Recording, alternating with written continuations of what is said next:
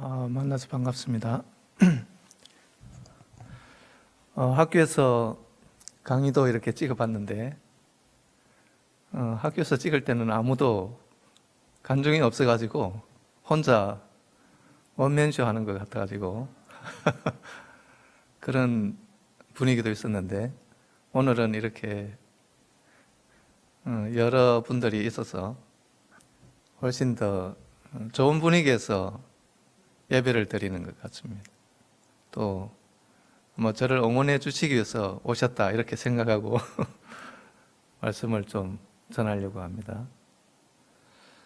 저도 집에서 예배를 드려봤지만 아무래도 교회에 와서 예배 드리는 거하고 집에서 예배 드리는 거하고 너무나 많이 차이가 나는 것을 경험할 수가 있었습니다. 그래서 집에서 예배 드리면 모든 게 편하죠. 몸도 편하고 마음도 편하고 그러다 보니까 좀 예배 같지 않는 그런 상황에 내가 놓이고 있구나 그런 생각을 많이 하게 되었습니다. 그래서 이렇게 교회 나와서 물론 다 나올 수는 없지만 소수의 사람이라도 또는 순서 맡은 그런 분들이라도 이렇게 나와서 교회에서 예배 드릴 수 있다고 하는 게 오늘 왜 이렇게 새삼스럽게 감사한 일인지, 그래서 여러분들이 있는 곳이 내가 선 곳은 거룩한 땅이니 신을 벗으라. 하나님께서 모세에게 그런 말씀을 하셨는데 왜 이렇게 신을 벗으라고 하셨을까? 특별히 하나님께 구별함을 드리기 위하여 있는 곳이 하나님을 만나는 곳이라면 대단히 거룩한 곳이다. 집에 있던 혹은 야외에 있던 산에 있던 들에 있던 또는 실내에 있던 내가 하나님을 만나는 그 순간은 거룩한 곳이구나 이런 생각을 다시 한번 하면서 마음을 다시 한번 하나님 앞에 좋은 모습으로 드리기 위하여 준비해야 되는 그런 노력들을 우리가 해야 되는 것이 아닌가 이렇게 생각되어집니다. 오늘 여러분들에게 드리고자 하는 말씀은 하나님의 시라는 말씀입니다. 한 2달 전에 이 성경을 보다가 하나님의 시라고 하는 그 말씀을 읽으면서 이 하나님의 시, 성경은 여러 번 읽는 가운데 있지만 왜 유난히 하나님의 시라는 단어가 제 마음에 남게 될까? 하나님의 시라고 하는 말씀을 통해서 하나님께서 저에게 어떤 말씀을 주실 수 있을까? 이런 생각을 한 2달 전에 좀 생각을 해봤거든요. 그래서 12월이 되면 교인들한테 말씀을 전해야 되는데 그때 딱 떠오르는 말씀이 하나님의 시였습니다. 성경을 여러 번 읽었음에도 불구하고 하나님의 시라고 하는 이 말씀이 좀 새롭게 들리는 그런 순간이었습니다. 하나님의 시. 하나님의 시가 어떤 의미를 주고 있을까? 보는 성경 중에 그런 말씀이 있었습니다. 요한일서 3장 9절에 또 시작점에 장로님께서 봉독해 주셨는데 하나님께로부터 난 자마다 죄를 짓지 아니하나니 이는 하나님의 시가 그의 속에 거함이요 그도 범죄하지 못하는 것은 하나님께로부터 났기 때문이다. 그래서 하나님의 시가 그 단어가 제 마음에 갑자기 사무쳤습니다. 하나님의 시. 나는 과연 하나님의 시가 있을까? 하나님의 시가 어떤 의미로 나에게 작용하고 있을까? 에베소 또 고린도 여러 말씀 중에 요한일서 3장 9절에 하나님의 시라고 하는 그 말씀을 성경을 여러 번 읽었음에도 불구하고 하나님의 시라고 하는 게 처음 느껴지는 그런 감정을 받았습니다. 하나님의 시, 어떤 의미가 있고 우리에게 어떤 말씀으로 주시고 있을까? 저도 궁금했습니다. 하나님의 시, 첫 번째 하나님의 시라고 하는 것, 시는 생명을 의미한다. 그렇게 좀 생각할 수 있었습니다. 여기 대추야자가 있죠. 대추야자 나무래요. 저도 본 적은 없지만 인터넷을 통해서 찾아보니까 대추야자가 이렇게 크게 자라고 있는 것을 볼 수가 있습니다. 이 대추야자의 나무의 생명은 어디에 있을까? 아무래도 이 씨에 있겠죠, 그죠? 그래서 모든 나무에는 씨가 있지 않습니까? 은행나무, 몇 주 전에 어느 분이 은행나무 열매를 주셔가지고 이 전자레인지에 돌려가지고 먹어보았는데 굉장히 맛있는 것을 경험할 수가 있었죠. 은행나무의 생명은 어디에 있을까? 역시 은행나무 열매라고 하는 것, 조그만한 열매 속에 있다는 것입니다. 감나무, 우리 감 좋아하죠, 그죠? 제가 감을 참 좋아합니다. 어떤 사람은 감을 먹으면 변비가 생겨서 싫어하는 사람이 있는데 저는 변비와 관계없이 감을 참 좋아합니다. 이 감나무, 나무는 큰데 우리가 먹을 수 있는 열매들은 큰 나무에서 나지만 열매들이 다 작죠, 그죠? 큰 나무는 큰데 열매들이 수박처럼 컸으면 좋을까요, 나쁠까요? 떨어지면 곤욕을 치러야 되겠죠. 그래서 하나님께서 나무는 큰데 우리가 먹을 수 있는 열매들은 한결같이 나무에 달리는 열매들은 작게 만들었어요. 떨어져도 피해보지 않게. 그래서 수박이나 참외나 멜론이나 이런 그 열매들은 땅에서 자라잖아요. 그죠? 땅에서 떨어지지 않게. 나름대로 잘 가꿔야 하는 그런 재배 기법은 있겠지만 우리가 먹을 수 있는 나무의 열매들은 다 작아요. 따라서 이 감나무의 생명은 역시 우리가 즐겨 먹을 수 있는 열매 씨에 있더라. 그죠? 크게 어렵지 않죠? 밤나무. 밤이 많이 나지 않습니까? 그죠? 밤나무의 생명도 역시 이 밤 열매라고 하는 토실토실한 알찬 그 열매 속에 있더라는 것입니다. 그래서 이 열매를 심으면 싹이 나서 나무가 되고 열매를 맺는 그런 현상들을 우리가 보게 되는데, 이러한 현상들은 자연의 현상이고 하나님께서 처음부터 창조하신 그런 원리 속에 있다는 것을 우리는 잘 알고 있죠. 그런데 사람의 생명은 어디에 있을까? 사람의 생명은 아기에게 있을까요? 그럼 아기를 심으면 저 같은 어른이 될까요? 사람의 생명은 어디에 있을까요? 궁금했죠. 사람의 생명은 창세기 2장 7절에 있네요. 하나님이 흙으로 사람을 지으시고 생기를 그 코에 불어넣으시니 사람이 살아있는 존재가 되었다. 사람의 신은 바로 하나님의 생기에 있더라는 것입니다. 하나님께서 불어넣어 주시니 그 흙이 살아 움직이는 생물이 되었다고 하는 것입니다. 얼마나 놀라운 일입니까? 사람의 생명의 신은 하나님의 기운에 있더라는 것입니다. 하나님의 기운. 우리가 살아갈 수 있는 능력은 하나님의 기운에 있다라고 하는 사실을 우리는 잊어서는 아니 되겠죠. 요한일서 3장 9절에 하나님께로부터 난 자마다 죄를 짓지 아니하나니 이는 하나님의 씨가 그의 속에 거함이요 그도 범죄하지 못하는 것은 하나님께로부터 났음이라. 우리가 그리스도를 받아들이는 순간 내 속에 하나님의 씨가 존재하기 시작한다는 것입니다. 하나님의 씨가 내 속에 있으므로 하나님을 떠날 수가 없습니다.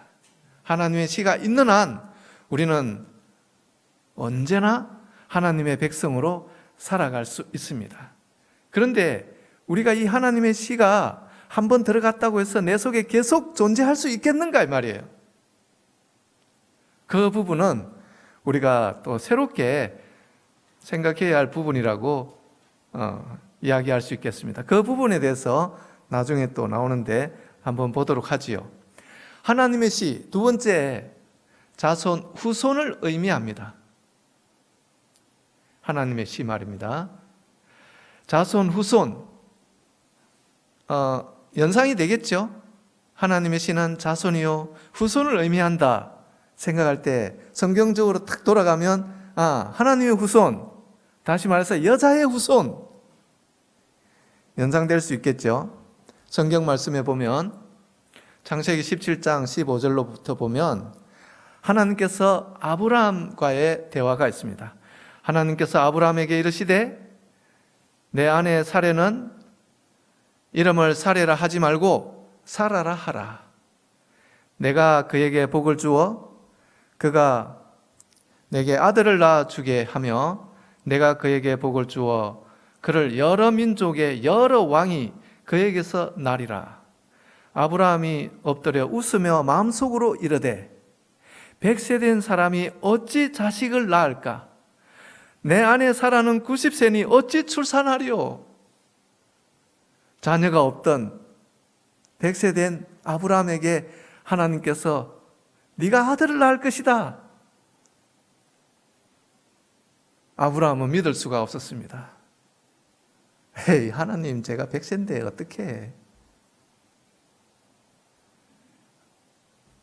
어떻게 제가 아들을 낳을 수 있겠습니까? 아브라함은 믿을 수가 없었던 것입니다. 18절에 보면 아브라함이 이에 하나님께 아뢰되 이스마엘이나, 몇 년 전에 아브라함은 이스마엘을 낳았거든요. 다른 여종을 통하여. 이스마엘이나 하나님 앞에 살기를 원하나이다. 하나님이 또 이야기하십니다. 아니라 너희 아내 사라가 아들을 낳으리니 너는 그 이름을 이삭이라 하라. 이름까지 지어주셨네요. 내가 그와 내 언약을 세우리니 그의 후손에게 영원한 언약이 되리라. 하나님께서 아브라함에게 씨를 주겠다고 약속하셨는데 아브라함은 100세 된 그의 신체의 나이를 잘 알고 있기 때문에 가능하지 않다. 그가 여러 방면으로 노력했겠죠. 사라를 통하여 아들을 낳을 수 있다고 하는 이것은 정말 가당치도 않는 그런 내용으로 아브라함은 여겼던 것입니다. 하나님께서는 씨를 주겠다고 하셨습니다. 그리고 얼마 후에 아브라함이 100세 때 사라를 통하여 이삭을 낳게 됩니다. 이삭을 낳고 난 다음에 하나님께서 하나밖에 없는 이삭마저도 다시 한번 아브라함에게 말씀합니다. 내 아들을 데리고 모리아산에 가서 나를 위하여 번제를 드리라. 사람으로서 감당하기 힘든 일이었던 것입니다. 하나밖에 없었는 아들인데, 하나님께서 씨로 주셨던 하나밖에 없는 아들인데 이 아들마저 하나님을 위하여 희생 제물로 바치라니, 아브라함에게 둘도 없는 아들을 하나님을 위하여 바치라고 하는 그 말씀에 도저히 용납이 될 수 없는 그런 인간적인 처지에 놓였지만 여기서 아브라함은 또 순종하십니다. 나라면, 내가 그 입장에 있다면 순종할 수 있을까? 오늘날 왜 우리에게 이런 것을 요구하실 때 우리는 어떤 반응을 나타낼 수 있을까? 하나님께서 욥에게 모든 것을 다, 사탄을 통하여 모든 것을 다 빼앗아갑니다. 재물을 빼앗아가고 짐승들 재산을 다 빼앗아가고 사랑하는 아들과 딸들도 빼앗아가고 아내도 빼앗아가고 성한 몸도 아니에요. 종기로 머리에서 발끝까지 종기로 고통 속에 머물게 되는 욥이 가지고 있는 유일한 것은 생명밖에 없는 거예요. 살아있다고 하는 것 생명밖에 없는 거예요. 살아있어도 고통 속에 있는 거예요. 모든 것을 빼앗아갔습니다. 욥기서를 연구하면서 하나님께서 나에게 욥처럼 모든 것을 빼앗아간다면 나는 감당할 수 있을까? 하나님께서는 왜 저에게, 우리에게 이런 요구를 하지 않고 계시는가? 우리가 감당하지 못할 것을 하나님께서 뻔히 아시고 계시기 때문에 이런 요구를 하지 아니하시고 있다는 사실입니다. 하나님께서 아브라함과 같은 믿음이 우리에게 없는 걸 아시고 하나밖에 없는 그것을 나를 위하여 헌신하라고 요구하지 않는 것 같아요. 오늘날 우리가 즐길 수 있는 많은 기호들이 많잖아요. 인터넷을 통해서도 음식을 통해서도 스포츠 행사를 통해서도 즐길 수 있는 많은 것들이 우리에게 있습니다. 이런 것들을 다 하나님을 위하여 헌신하라고 한다면 우리가 감당할 수 있겠는가 이 말이에요. 감당하기 어렵겠죠. 우리가 가지고 있는 많은 것들이 있기 때문에 이걸 다 내려놓기가 너무나도 어렵습니다. 그런데 아브라함에게 그걸 요구하신 이유는 아브라함에게는 사실 아무것도 없었던 거예요. 인터넷이 있습니까? 스포츠가 있습니까? 좋아하는 어떤 취미할 수 있는 뭔가가 있었습니까? 어떻게 보면 아브라함에게 요구한 것이 더 쉬울 수 있다고 생각되겠지만 그러나 아브라함에게 있는 시험은 하나밖에 없는 아들을 바치라고 하는 그 시험은 오늘날 우리에게 그런 시험을 준다면 우리는 감당하기 어렵다는 거죠. 그러나 아브라함은 그런 가운데서도 묵묵히 하나님께 순종하는,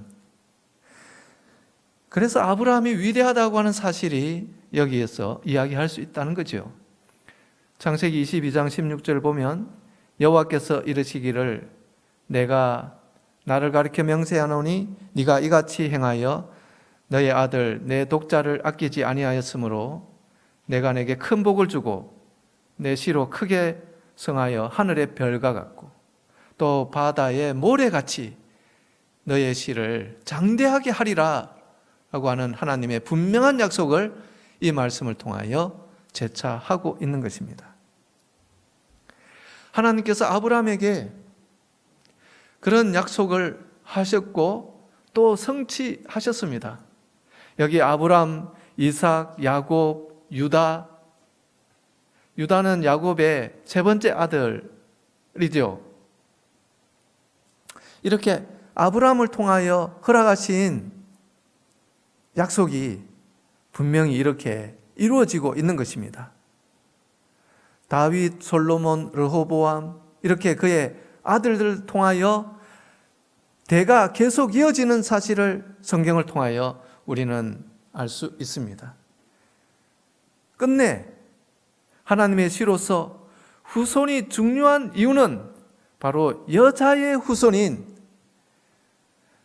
야곱을 통하여 요셉을 통하여 예수 그리스도의 탄생에 이르기까지 하나님께서 아브라함을 통하여 허락하실 하늘의 별처럼 바다의 모래처럼 하나님의 약속이 분명히 이루어지셨지만 그 약속 속에 예수 그리스도의 탄생을 하나님께서 여자의 후손을 통하여 계획하셨기 때문에 하나님의 약속은 분명히 그리스도를 통하여 이루어지셨던 것입니다.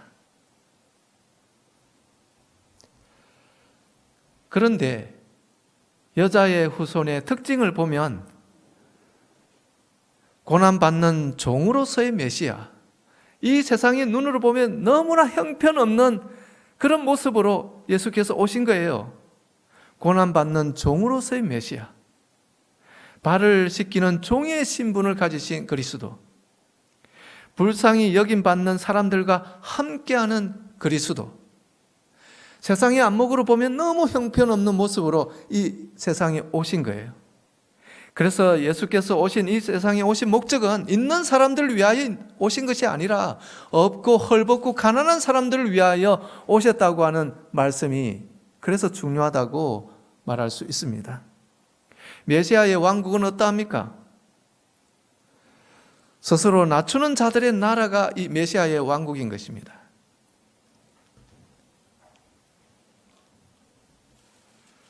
메시아의 왕국, 참된 예배와 이기심 없는 봉사의 정신으로 섬김을 다하는 사람들의 무리가 바로 이 메시아 왕국을 이루고 있는 것이죠.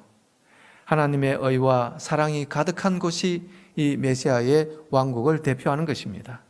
여자의 후손이나 메시아의 왕국이나 예수께서 이루신 메시아의 왕국은 바로 스스로 낮추는 자들의 왕국이요, 또 참된 예배와 이기심이 없는 봉사의 정신을 가지고 있는 사람들의 무리를 만드시고 있다는 거죠. 세상의 안목으로 보면 왕으로 오셔야 되는데, 호화찬란한 왕으로 오셔야 되는데, 그리스도의 임재와 그리스도의 모습, 그리스도의 사명, 그리스도의 왕국은 세상의 안목과는 너무나도 동떨어져 있는 그런 모습으로 오신 것이고, 그런 모습을 건설하고 계시고 있다는 것이죠. 그래서 우리에게는 우리와 훨씬 가깝지 않는가 이렇게 생각이 되어집니다. 그래서 우리가 세상에 무엇을 쌓아두고 있으면 하늘에 가기가 사실은 어렵다는 것입니다.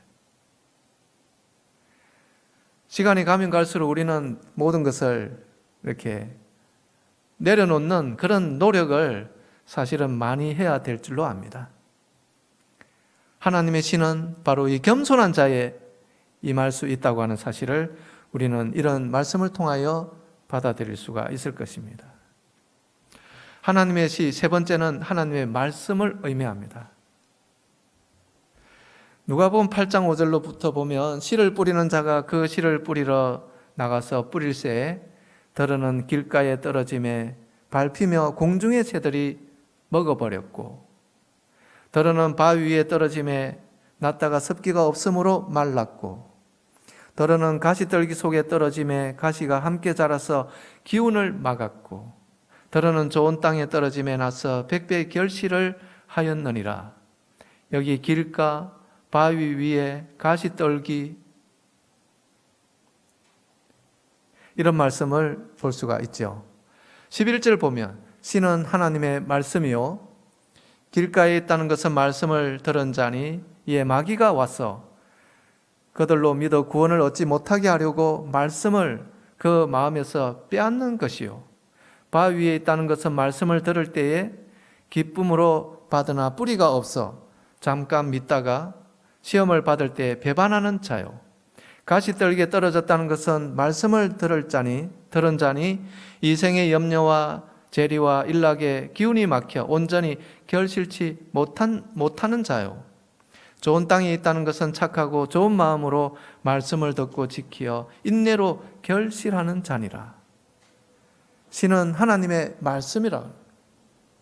이 말씀을 읽을 때 하나님의 말씀이 어떠한 땅에 들어가더라도 30배, 60배, 100배의 결실을 맺는 줄로 생각했으나 오늘 이 말씀에는 그것과는 정반대인 것입니다. 씨는 하나님의 말씀에 불과한 것입니다. 이 말씀을 어떤 상태로서 유지하느냐, 그게 주안점이 있다는 것이죠. 우리는 세상에 많은 염려와 자랑거리와 좋아하는 것들로 가득 차 있습니다. 우리의 마음밭이 중요하다고 말씀하고 있는 것입니다. 어떤 때에는 길가와 같고 어떤 때에는 가시떨기와도 같고, 어떤 때에는 좋은 땅과도 같고, 또 어떤 사람은 길가의 마음으로 하나님의 말씀을 받아들이고, 어떤 사람은 바위 위에 있는 상태로 하나님의 말씀을 받아들이고, 어떤 사람은 가시떨기와 같은 상황에서 말씀을 받아들이고, 어떤 사람은 좋은 땅과 같은 그런 상태로서 말씀을 받아들일 수 있다는 것입니다. 그래서 젊었을 때는, 어렸을 때는, 부모님 손잡고 교회 다닐 때는 좋은 땅에 있는 상태로 하나님의 말씀을 받아들이다가 청소년기가 지나고 청년기가 되면서 직장을 가지면서 더 이상 좋은 밭에 땅의 역할을 하지 못하고 길가로 갔다가 바위 위에도 올라갈 수 있고, 그런 상태로 유지하곤 한다는 것이죠. 그래서 착하고 좋은 마음으로 말씀을 듣고 인내로서 결실을 맺을 수 있는 그런 좋은 땅으로의 상태를 우리가 얼마나 계속 유지할 수 있겠느냐, 이 말입니다. 그래서 우리에게는 환경이 중요하다는 것입니다. 내가 이렇게 교회 다니며 하나님을 섬길 수 있는 건강한 몸과 위협하지 않는, 위협당하지 아니하는 환경 속에서 내가 하나님을 섬기고 있다고 하는 이 사실이 얼마나 나한테 큰 축복인지 우리는 다시 한번 상기할 필요가 있다고 생각됩니다. 대학원에서 학생들과 종종 내면의 공부와 관련해서 이야기하는 부분이 있습니다. 상담과 관련해서, 대상관계와 관련해서 내면 아이에 대한 내용을 나누면서 내 속에 내가 이런 것을 발견하고 알아차림을 가질 수 있는 이 시기가 내한테 얼마나 중요한 것인지 모른다. 나도 몇 년째 이런 공부를 하고 이런 내용을 나누고 사람들로부터 이야기를 듣고 내가 내면의 개념에 젖어 있어서 나를 관찰하고 나를 좀 더 수정해 나가는 이런 노력들을 하는 이유는 바로 이런 개념들이 아직은 내 속에 이렇게 작용하고 있기 때문에 내가 좀 더 온화지려고 하고 좀 더 참으려고 하고 좀 더 온유함을 가지려고 노력하는 이유는 바로 여기에 있다. 내가 학교를 그만두거나 또 이런 공부를 그만두고 1년이 가고 2년이 가고 3년이 가면 옛날 습성으로 다시 돌아갈 수 있을 위험이 저한테는 항상 있다. 여러분들에게도 마찬가지다. 지금 우리가 이런 공부를 할 수 있다고 하는 것, 이런 공부를 통하여 내가 점차적으로 사람 되어 가고 있다고 하는 이 사실을 생각할 때 이런 환경이 나한테 얼마나 중요한 것인지 모른다.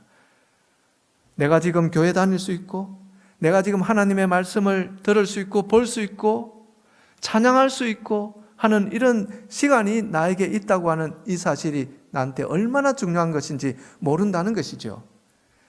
그래서 하나님을 찬양하고 하나님의 말씀을 들을 때마다 큰 감동으로 받아들이고 아멘 아멘 하면서 하나님을 찬양하고 하나님을 붙잡는 이런 환경이 나에게 정말 중요하고 감사한 일이다. 이럴 때일수록 하나님을 더 간절히 받아들이고 하나님을 더 열렬히 섬길 수 있는 그런 믿음을 성숙 단계로 가는 것이 중요하겠다. 이런 것들이 오늘날 우리가 좋은 땅의 상태에서 하나님을 의지하며 하나님을 받아들이고 있는 상황이라고 말할 수가 있는 것입니다. 어떤 사람에게는 교회 나가고 싶어도 시간이 없어. 교회 나가고 싶어도 의지가 없어.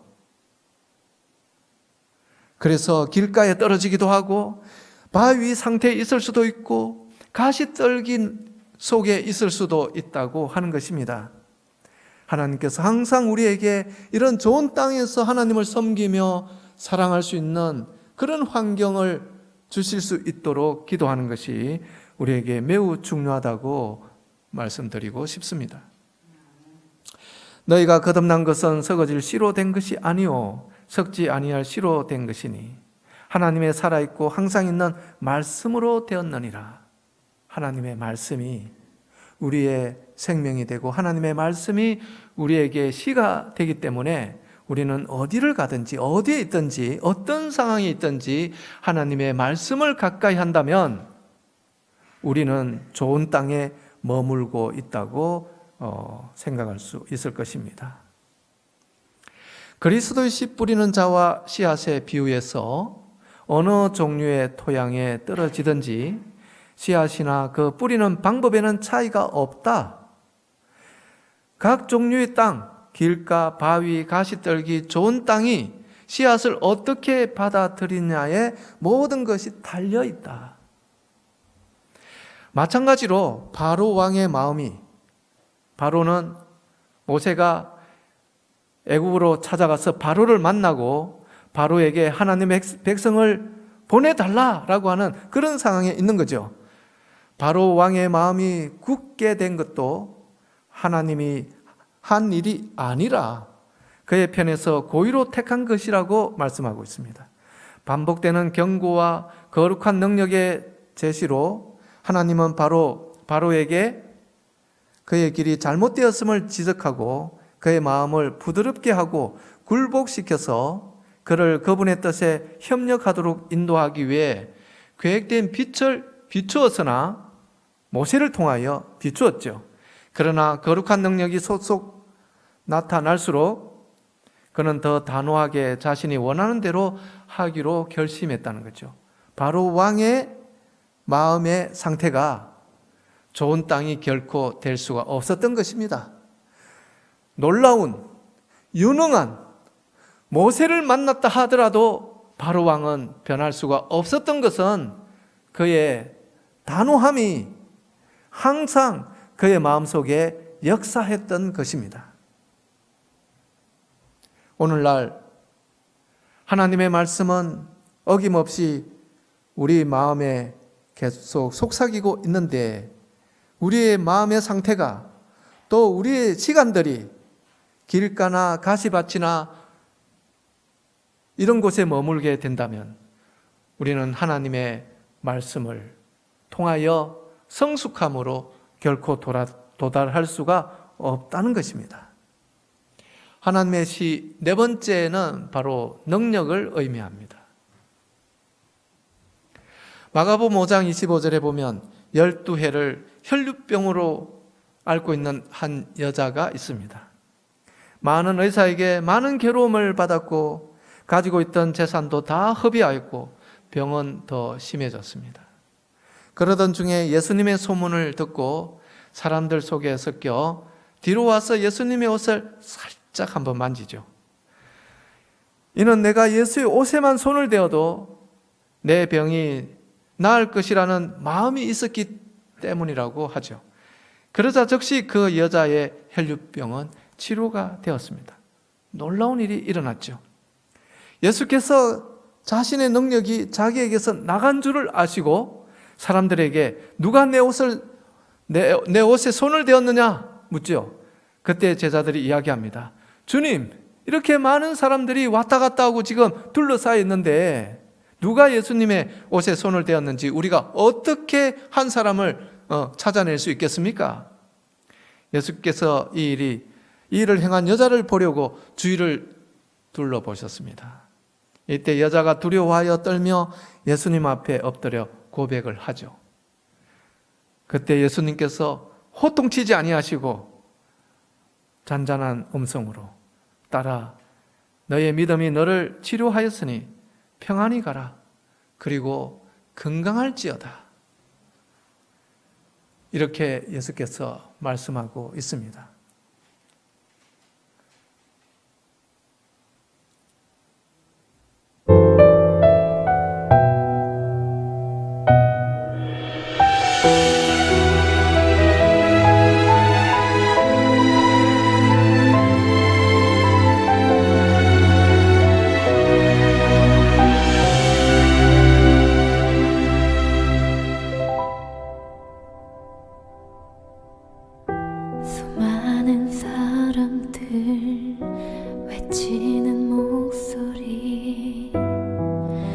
저기 보이는 예수,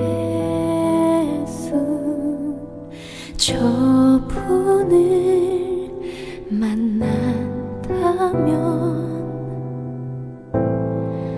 나음을 얻을 텐데, 한 걸음 한 걸음 사람들에 치며 넘어지고 또 쓰러져, 조금씩 더 조금씩 예수께 나아가네. 저 옷자락에 닿기만 해도 나의 아픔은 모두 사라질 텐데, 저분은 전능자 살아계신 하나님 아들, 나를 구원하실 자, 그 누구도 고칠 수 없었던 나의 이 병든 몸을 고쳐주소서. 예수의 옷깃에 상한 나의 손을 뻗었네. 이내 나의 몸 깨끗게 되었네.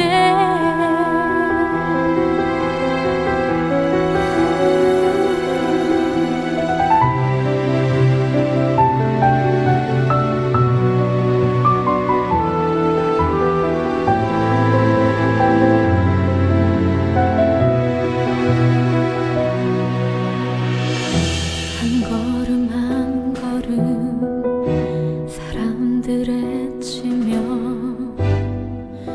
넘어지고 또 쓰러져, 조금씩 더 조금씩 예수께 나아가네. Who touched me? Someone touched me, for I knew it when power went out of me.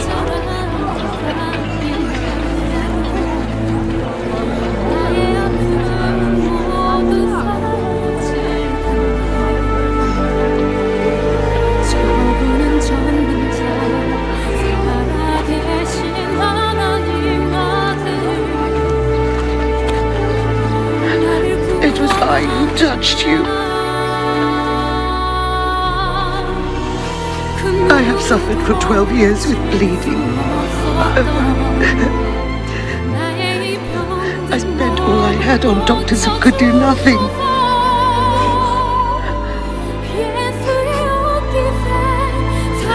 But when my fingers touched your robe, I was healed.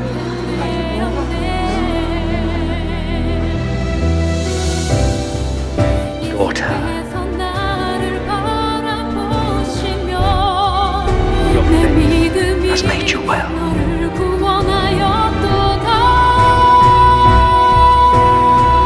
Go in peace. Go in peace. Thank you. 나의 작은 신음에 응답하셨네. 예수의 사랑이 내 몸과 영혼을 씻기네. 이내 나의 몸 깨끗게 되었네. 주님 나의 삶 새롭게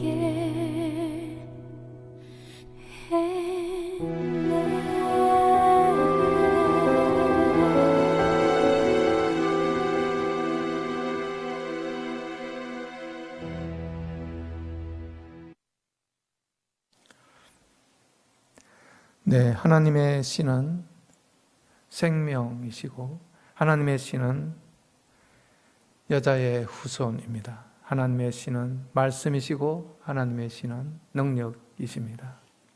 우리에게 하나님의 씨가 있다는 것은 하나님의 생명을 지닌 사람으로 사는 것을 의미합니다. 우리에게 하나님의 씨가 있다는 것은 하나님 백성의 후손으로 희생과 봉사 정신으로 사는 것을 의미합니다.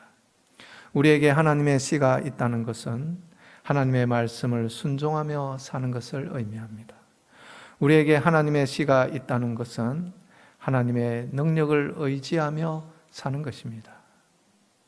하나님께서 이런 하나님의 놀라운 씨를 우리에게 주셨으니 우리가 어떤 상황에서도 생명을 위하여 기도할 수 있고 또 그리스도의 희생 정신을 본받아 살아갈 수 있고 말씀을 의지하며 순종할 수 있고 또 하나님의 능력을 의지하며 사니 우리에게 있는 하나님의 씨가 얼마나 놀랍고 값진 것인지 우리는 모를 것입니다.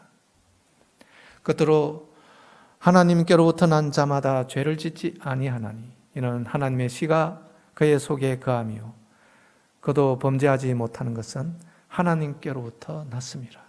사랑하는 여러분, 우리가 다 하나님께로부터 났습니다. 따라서 우리 속에 하나님의 씨가 있다고 하는 사실을 생각하면서 생명이 필요할 때 하나님께 기도하며 또 하나님의 말씀으로 살고 하나님의 능력을 의지하여 이 땅에서 주님 오시는 그날까지 하나님의 씨를 간직하며 살아갈 수 있는 저와 여러분이 되기를 바라면서 말씀을 마칩니다.